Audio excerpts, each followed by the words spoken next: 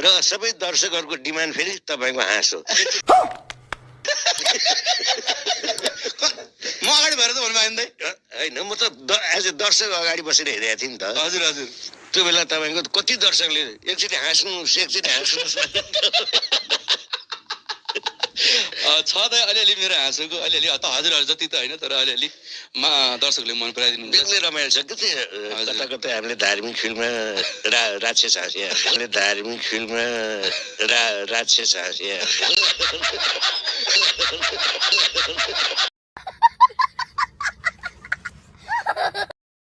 म सन्दीप त अगाडि भएर मात्र भने होइन यो कुरा। अहिलेको समयमा यदि कोही चलेको हाँस्य कलाकार छ भनेदेखि त्यो भनेको हरिवंश मदन कृष्ण हो। मेरो खराब पानी छ मेरो खराब। मैले त मेरो बिहामा माटी नाच्नु आएको थियो मेरो बिहामा पनि माटी म चाहिँ स्टेजबाट हेरिरहेको थिएँ कि त बच्चाहरू घरमा एउटा बच्चा छचोटि खायो क्या मा।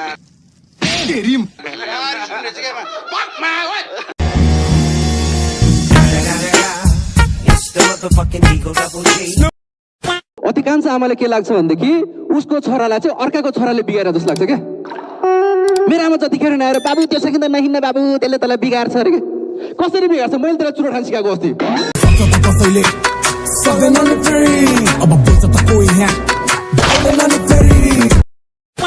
अनि अङ्कलहरूको टार्गेट हुन्छ हाम्रो यङ केटाहरू क्या। हामीले देखिसक्दैन कि हामीले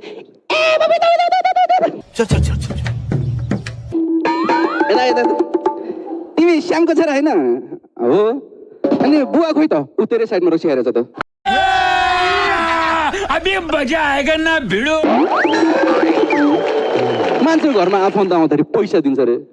म त सल्लाह सुझाव दिन्छ क्या। अच्छा बाबु यो दारी चाहिँ भएन काट अरे पैसा लिएर त्यसलाई पनि। जिन्दगीमा धेरै प्रगति गर्नु है अनि सहन सक्छस् त। अनि लमी यहाँ किन आइरहदा किन आउनु तपाईँ घरमा ढल बनाउनु आएको नि।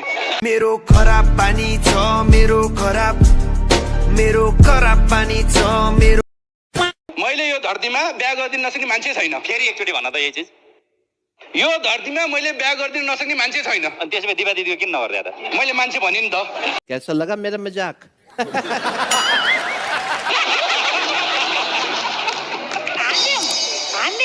तर दिवा दिदीलाई बिहा गर्न एकदम गाह्रो छ क्या। अस्ति बल्ल एउटा केटा फगाएर ल्याएको ल केटी यही हो कस्तो लाग्यो भनेको दिवा दिदी तलदेखि माथिसम्म हेर ओहो दाइजो त राम्रो रहेछ केटी गएको छ भन्नु पर्यो। प्यारी समझ गई। भर्खरै प्राप्त समाचार अनुसार यो 10 महिनामा मात्र 45 करोड बराबरको बोकाहरू नेपालले भित्रेका छन्।